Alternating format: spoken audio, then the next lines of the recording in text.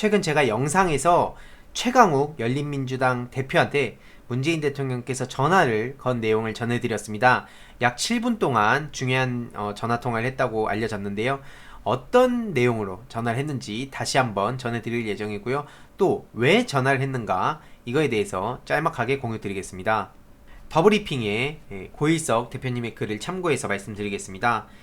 문재인 대통령이 최강욱 대표에게 전화한 까닭은 다들 아시다시피 최근 문재인 대통령께서 직접 열린민주당 최강욱 대표한테 전화를 거셨습니다. 최강욱 대표한테 취임 축하 인사차 전화를 건 자체는 이례적인 것은 아닙니다. 야당 대표가 새로 취임하면 축하 전화를 해왔고 안철수, 손학규 대표 취임 때는 그 내용이 공개가 되기도 했었죠.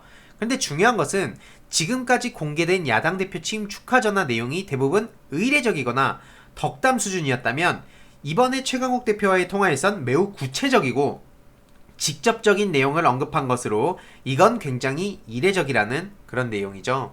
그리고 총선 과정에서 동고동락한 열린당 후보와 당원들에게 격려와 안부 인사를 전해달라고 밝히기도 했고요.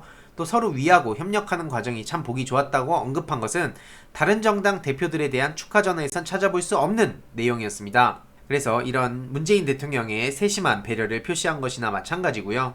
제일 중요한 것은 권력기관 개혁 문제에 대한 열린민주당의 역할을 당부한 부분입니다. 통화에서 정책은 우선순위가 있을 수 있지만 권력기관 개혁 문제는 국회에서 통과된 법안의 실질적 구현과 남아있는 입법과제의 완수를 함께 이뤄야 할 과제다. 열린민주당의 역할이 중요하다고 생각한다고 말씀하신 부분입니다. 쉽게 말씀드려서 지금 검찰개혁과 언론개혁에 있어서 열린민주당이 꾸준히 강하게 또 목소리를 내고 있는 상황인데 지금 더불어민주당은 다들 아시다시피 집권 여당입니다. 코로나19 사태 이후에 또 민생 정책에 특히나 집중을 해야 될 상황에서 전문적으로 좀 더 표방한 개혁 분야의 목소리를 낼 계획이라고 설명한 것에 대한 견해를 말씀하신 것으로 설명을 했는데요. 실제로 더불어민주당에 계속 답답하다, 무능하다, 특히나 이제 21대 국회가 아직 시작이 안 됐는데도 벌써부터 아니 180석을 만들어줬는데 지금 뭐 하는 거냐, 언제까지 윤석열 봐야 되냐, 언제까지 나경원 봐야 되냐 이런 말씀하시는 분들이 계신데요. 정작 21대 국회는 아직 시작도 안 했다 이런 말씀을 좀 드리고 싶습니다. 시작도 안 했는데도 벌써 무능하다, 답답하다, 오만하다 이런 온갖 얘기들 이렇게 하는 걸 보면 출범했을 때 얼마나 많은 공격들이 들어올지, 실제로 지금 문재인 정부와 또 민주당을 갈라치려는 세력들의 공격도 있습니다. 그게 긴급재난지원금 때 기재부 관련해서 그런 이슈들이 좀 있었죠.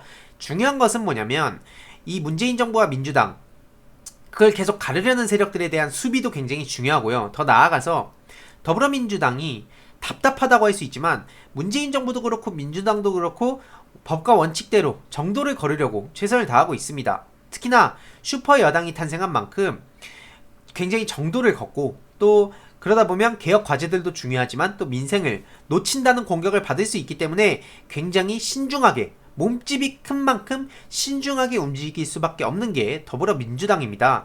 이런 상황에 열린민주당 입장은 그 검찰과 특히 언론개혁에 있어서 잘못 접근하게 되면 그냥 또 그 소위 말해서 기레기들의 폭탄에 당할 수 있기 때문에 그런 거를 우리들이 좀 나서서 뭔가 목소리를 내고 개혁에 대해서 특히나 집중을 하겠다 이런 메시지로 보시면 될 것 같습니다. 계속 말씀드리지만 더불어민주당이 답답하다, 무능하다고 했다면, 실제로 그런 주장을 하는 사람들의 뜻대로 갔다면 과연 오늘날 검경수사권 조정, 그다음에 선거법, 공수처법 이런 게 통과가 됐을까요? 이인영 원내대표가 지금 전 원내대표죠. 이번에 김태년 원내대표님께서 새로 당선이 되셨는데 이인영 전 원내대표님께서 겉으로 보셨을 때는 사람들이 처음에는 뭐하지? 답답하네. 아니 이런 식으로 생각을 했지만 알고 보니까 어마어마한 역사를 바꾼 정말 큰 중요한 역할을 하셨다는 것을 느낄 수 있었습니다. 한마디로 보이는 것도 중요하고 또 그 과정에서 보이지 않는 것도 중요하다는 겁니다. 이 투 트랙에 대해서 지금 이렇게 설명을 하고 있는 거고요. 정책의 우선순위에 대해서 이렇게 말씀하시면서 통과된 법안의 실질적 구현과 남아있는 입법과제 완수를 함께 이뤄야 된다. 이제 요런 뜻으로 보시면 될 것 같습니다. 이해찬 민주당 대표님은 지금 코로나 공난과 경제위기, 일자리 비상사태 타개가 엄중한 상황에 집중하겠다. 지금 이런 말씀을 이렇게 직접 하시기도 하셨죠. 이런 상황에 문화일보에서 문재인 대통령 최강욱 축하 전화, 최강욱 대표가 먼저 요청해서 이뤄진 것, 이런 보도를 한 바가 있는데요. 최강욱 대표는 따옴표에 숨어서 허위사실 유포하면 안 된다, 속히 정정하지 않으면 합당한 조치를 취하겠다고 강하게 메시지를 냈습니다. 기사의 댓글들을 보면 이렇습니다.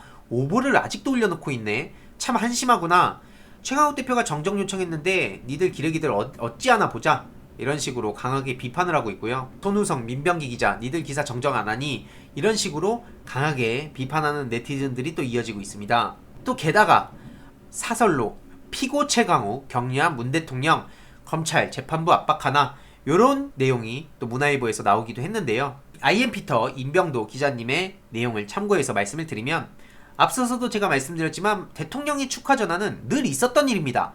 그런데 저렇게 자극적으로 따옴표를 해서 마치 전화를 하면 안 될 사람한테 이례적으로 전화를 한 것처럼 저렇게 보도를 하고 있는데요. 여태까지 전화하는 것은 전혀 이례적이지 않았다, 늘 있었던 일이다 라는 걸 말씀드리고요. 다만 구체적으로 어떤 격려와 메시지의 디테일한 차이는 좀 있었다는 점을 다시 한번 말씀드립니다. 결론적으로 왜 최강욱 대표와 그 민주당을 저 적폐 세력들이 두려워하는가?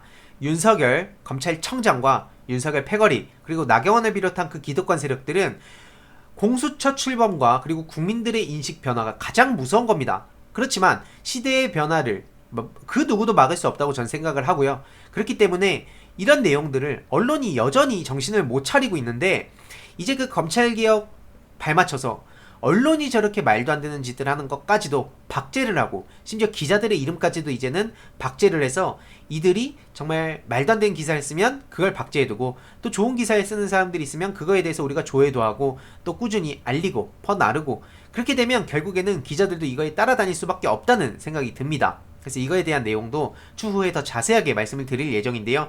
제일 중요한 것은 뭐냐면, 결론적으로 깨어있는 시민들의 조직된 힘이 지금 유튜브를 통해서 발휘가 되고 있다고 저는 확신을 합니다. 왜냐하면 여태까지는 기사에, 그 미디어의 일방적인 보도를 우리들은 접할 수밖에 없었고 그거를 믿고 따르게 됐었는데, 이제는 SNS를 통해서 이런 1인 미디어, 유튜브들의 이런 내용들을 주위에 전파를 하고 결국에는 기자들도 여기에 종속될 수밖에 없다는 겁니다.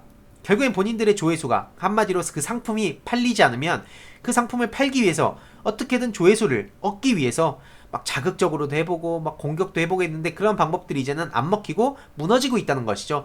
결국에는 자발적으로 저들이 그 자연 도태될 수 있도록 이런 SNS를 통해서 이런 유튜버들의 내용을 전하는 것도 중요하고요. 또 아주경제, 고발뉴스, 뭐 이런 더브리핑, 이런 언론사들을 우리가 주목하고 꾸준히 그들의 기사를 공유하고 또 이럴 필요가 있다는 것을 저는 다시 한번 강조드립니다.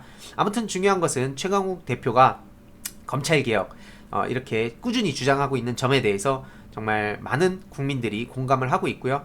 저 또한 검찰 얘기 지겹다라고 하시는 분들이 계시지만, 그럼에도 불구하고 여전히 저들의 적폐 세력들은 정신을 못 차리고 그 기득권을 유지하기 위해서 안간힘을 쓰고 있다는 점을 강조드리면서, 나경원, 윤석열 패거리, 이들을 집중적으로 처벌받는 그날까지 무너뜨려야 된다. 결국에는 공수처가 출범하게 되면 저들끼리도 안간힘을 쓰면서 싸울 겁니다. 실제로 한동훈 검사장, 그다음에 뭐 강남일, 뭐 박찬호, 이런 윤석열의 대표적인 그 패거리들도 지금이야 같은 이해관계가 맞아떨어지기 때문에 그렇게 똘똘 뭉쳐있지만, 그런 공수처가 출범하면서 본격적으로 그들의 칼날이 가게 되면, 수사를 하게 되면, 그리고 나경원까지 포함해서 이렇게 수많은 사람들끼리 얽혀있는 뭐 주광덕, 뭐 김진태, 이런 사람들끼리 얼마나 많이 얽혀있습니까? 뭐 곽상도라든지 이런 사람들에 대한 수사가 서서히 들어가고, 그렇게 되면 어떻게 되겠습니까? 그들 내부에서 분열이 일어나게 됩니다.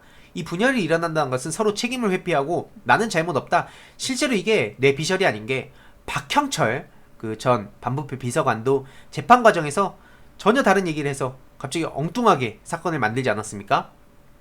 그 전까지는 민정수석이 직권남용했다라고 꾸준히 주장해서 언론이 그걸 받아쓰게끔 했었는데, 재판 과정에서 본인한테 칼날이 들어오니까 나도 책임지기가 싫은 거예요. 그러니까 바로 꼬리 자르고 민정수석의 권한 맞다라고 인정을 했던 그런 일들이 있었습니다. 한마디로 여태까지는 검찰이 본인들이 수사를 받지 않기 때문에 책임지지 못할 말들을 저렇게 떠들어댔지만, 이제는 공수처가 출범하고 그 검경 수사권도 조정이 되고 이제 수사에 대한 그 권한이 박탈이 되고 점점 그 권한이 나누어지고 분산이 되면 그들의 힘과 그들의 뜻과 여태까지 똘똘 뭉쳐있던 그런 어떤 욕망들이 이렇게 분산이 되기 시작한다는 겁니다. 결국에는 여태까지 그런 적폐 기득권 세력들의 힘도 분산이 될 테고 그 안에서 당연히 서로의 책임 회피하면 싸움이 나게 될 것이고 그렇게 되면 전부 다 처벌을 받을 수밖에 없다. 이런 내용을 좀 전해드리고 싶습니다. 그 대표적인 주자가 바로 윤석열과 나경원이 되겠죠. 그래서 저는 이 둘을 집중적으로 다루고 있는 겁니다. 이 내용도 주위에 널리 공유 부탁드리겠습니다.